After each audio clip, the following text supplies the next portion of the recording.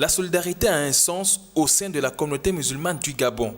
Les veuves et orphelins des 4 coins ont bel et bien reçu des présents au nom de cette communauté qui s'est mobilisée à travers un appel de fonds et autres soutiens multiformes.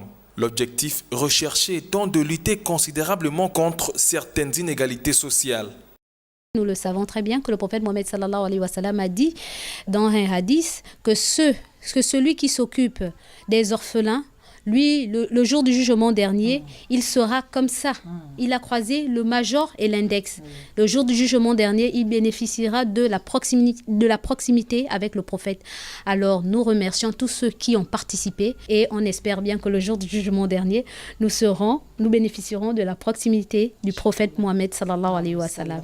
Pas en reste, au cours de cette mobilisation de la communauté musulmane du Gabon, certaines personnalités politiques, notamment Rabia Kistel Limbour Iwenga, cette dame à grand cœur, fidèle à ses engagements, a une fois de plus été au chevet de ses nécessités.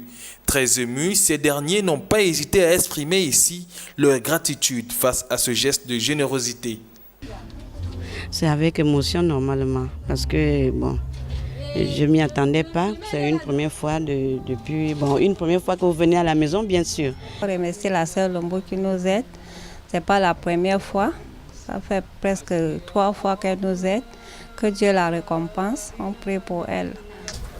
Je ne sais comment vous remercier. Et je remercie